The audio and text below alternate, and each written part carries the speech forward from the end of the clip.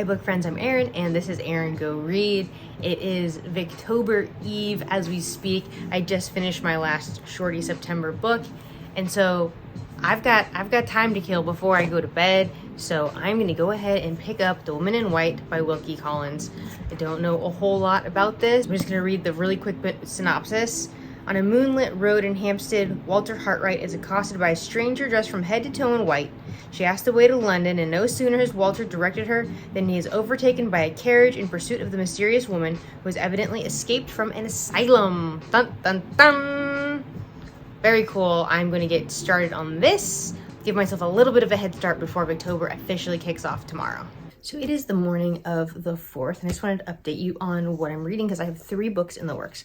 I mentioned The Woman in White by Wilkie Collins, and I'm kind of trying to do like 25 or so pages a day. I think this is going to be just my like all throughout the month kind of book. So I'm on page 60, so I haven't quite stuck to the 25 a day. I don't know what happened yesterday. If I just forgot that that's what I was doing or what, but apparently I didn't get my 25 pages in yesterday. So anyway, this is going well. I'm still in the first perspective. So this book is told, like the story is told by one person and then it's like passed off to the next person. So the first person's perspective is like 100 pages long, and he's the guy who actually encounters the woman in white. And so he has taken this position to go be the art teacher, do some artwork at this Limerick house, I think it's called. There's these 2 young women that he's going to be teaching, and it's on his travel to their house that he encounters the woman in white. And he didn't think anything of it kind of at the time. She was an interesting woman, but there was nothing that would lead him to believe that she had escaped from an asylum, until later on he finds out that the police are looking for this woman who had escaped from an asylum. And so he's a little bit just kind of hung up on this, I guess. He then later finds out from one of the girls that he's teaching, young women that he's teaching, that there may be a connection to the woman in white and kind of their house and their family from the past, that she had previously stayed at Limerick House. And so that's basically just kind of where we're at. It's him with the kind of teaching the girls and just kind of in the background being kind of obsessed by the woman in white. So we'll see where that goes.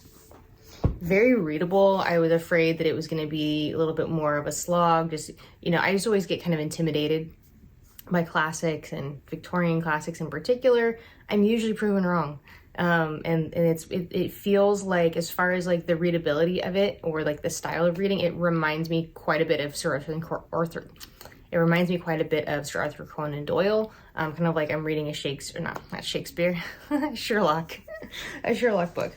I'm also reading Misery by Stephen King. I've seen the movie of this. I've never read the book. I picked this up a few years ago because I was talking to my late husband, about like favorite books, and Misery was one of his favorite books. And so yeah, I picked it up, and I think I had intended to read it with him and never got the opportunity, but I'm reading it now. So as I said, I'd seen the movie before, but never read the book. And so I know the general, the general storyline. I actually don't remember how it ends, but what this is what's his name? Paul Sheldon. Paul Sheldon is like a famous author. He has this series, a historical fiction series based on this character named Misery. He gets in this terrible car accident, and he's found by his #1 fan. And she takes him back to her house to take care of him. There's a big storm going on, and so he would have like frozen to death, not to mention like his legs are just completely shattered. He probably would have died if she didn't save him, but she seemed to be holding him kind of hostage, essentially. And he very quickly finds out like she's not okay. There is something wrong with this woman, and he is not okay. he's in a great deal of pain, and she doesn't always give him his pain medication. He has become addicted to the pain medication. His most recent book has come out where he kills off Misery.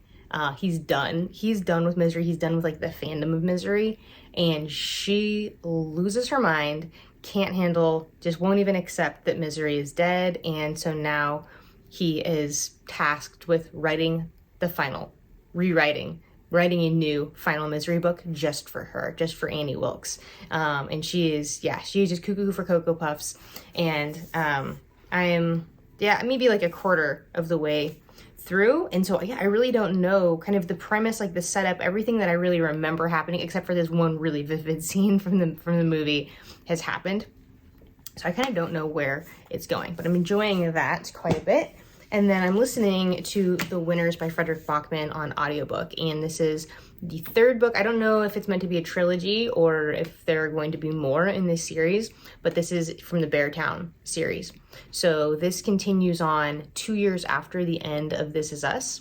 And as the other books have kind of gone, we're just kind of jumping from character to character, finding out about what's going on in their lives, how the events happening in Beartown are happening from their perspective, following up with Amat and Benji and Anna and Maya and Peter and, kind of all the regulars.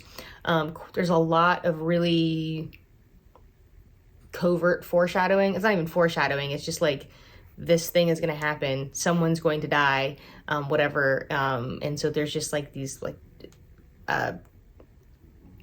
breadcrumbs kind of really left for us, knowing that like some big stuff is going to happen. And I'm almost halfway through, and someone's already dead, basically. So they're kind of reacting to that. And it's just more Fredrik Backman brilliance. So it is Tuesday. I don't have to be at work until 9 o'clock today. And so it is 7:30.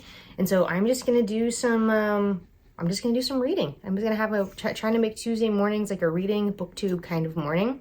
And I'll get back to you when I have an update.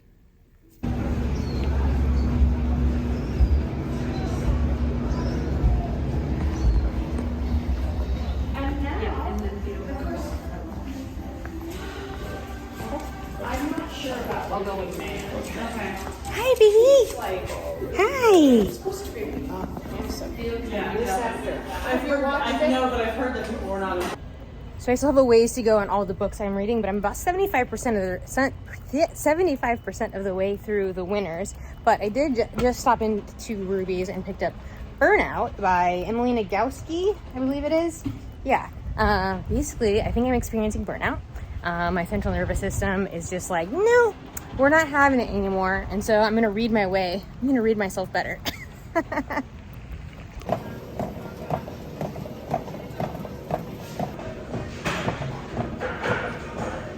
So I'm almost done with Beartown. I was just listened to about 30 minutes of it or so while I was walking on the treadmill. And I was tearing up on the treadmill. One thing that I wanted to mention before, and I just never did it, was one little, I think probably translation thing, is that because this is translated from the Swedish, I just said it, the Swedish. Do you put the in front of the language of the language something is translated from? Like, I think it's silly because we don't speak the English. I don't speak the English, so why would they speak the Spanish or the French? It's translated from Swedish. Anyhow, there's one character in particular who will refer to people as a donkey, and I think that jackass is probably what would be more appropriate or like in character or what a teenage girl would say rather than donkey. Just sounds so fair. You're such a donkey. So it's just like a funny little, like every time it happens I'm like, But anyway, everything in the book has been leading up to like where I am right now, and it's powerful, it's emotional, and I have no idea how he's going to wrap it up, where we're gonna end off. Is this the final book in this series, or is there gonna be room for more? I can see both ways. I kind of hope it's the end, but also I'm gonna be heartbroken if it's the end as well. I'm already heartbroken, in fact, Yeah, he's just done this all along. We've known something tragic was going to happen, and he's just constantly bringing it up, that something's going to happen, and it's finally happened.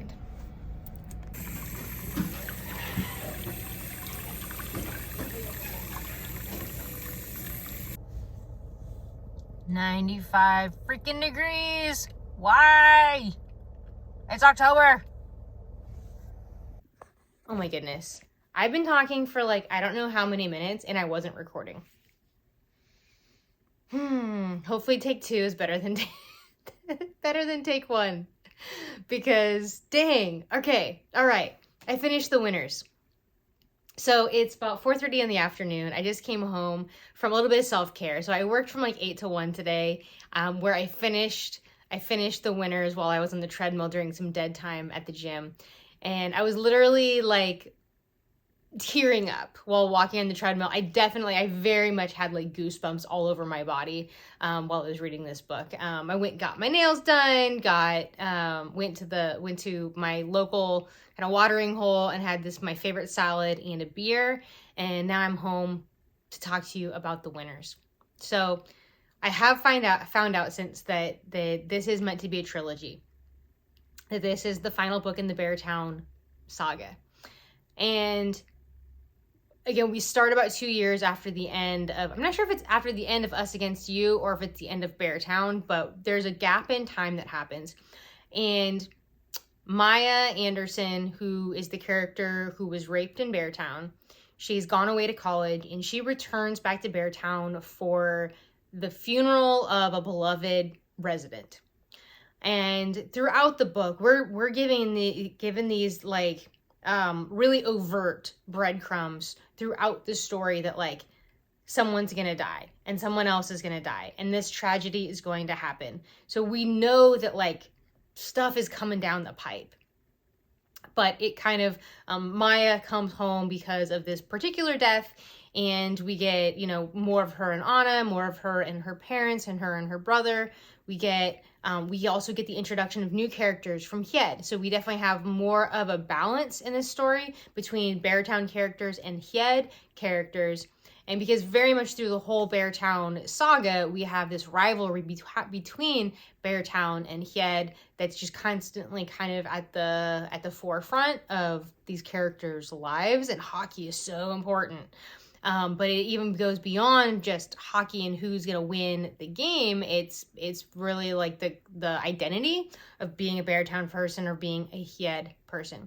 So I'd say this book is very much, as all Backman books really are, it's really about the characters and particularly about the impact that characters have on each other. So A Man Called Ove is one of my favorite books of all time. It's my favorite Backman book. And that is a singular character who is very much affected by the people in his, the close vicinity in his life. People who he begrudgingly has to encounter and endure during his story that really change who he is. And the Beartown books very much too are, rather than a singular character affected by many, this is an ensemble cast whom they very much affect each other's lives. And we have an event ends up happening in The Winners that very much affects the lives of many, many people. So I love Fredrik Backman. I love this story. This is a trilogy that I can see revisiting over and over and over again, whether it be in physical form or in audiobook form. I think I've actually only ever listened to Fredrik Backman books. I don't think I have physically read a Backman book, come to think of it. So I would love to be able to revisit these in physical form. Of the Beartown trilogy, The Winners is the only one that I own physically. Otherwise, I own all the rest of the Backman books. No, I did read Anxious People in physical form. But anyhow, I just love this book. If you love the Beartown books, if you love Fredrik Backman, I think you will continue to love the rest of this story. So I'm sorry. Anyhow, so I have finished this. I continue to read The Woman in White and Misery. I was just reading Misery while I was at the bar just now. So I just started on audiobook while I was getting my nails done, Julia Child, A Life by Laura Shapiro. It is one of my one of my book club picks for October. We're doing The Murder of Roger Ackroyd by Agatha Christie, which I read earlier I can't talk. The Murder of Roger Ackroyd by Agatha Christie, which I read earlier this year. And then Julia Child, A Life by Laura Shapiro. It's a pretty short one. I think it's only like a 6 or 7 hour audiobook. And I think I'm like halfway through it already, but so far I'm really enjoying that. So I love that all of these books are blue. Hitting myself in the face with them, but I'm really enjoying all of these books. The Winners was kind of a surprise book as far as I wasn't necessarily planning on reading it in October, but it came out early this month, and I saw it at the bookstore and could not stop myself from buying it. And then also I'm going to be starting Burnout by Emily Nagoski. That'll probably be like my morning book. I tend to read, if I'm reading a nonfiction book, I tend to read that in the morning, and then read fiction other times during the day. So that is what I'm reading. That's what I have just finished. What are you reading? Have you finished anything yet so far in October? Thank you for watching. See you around the tubes.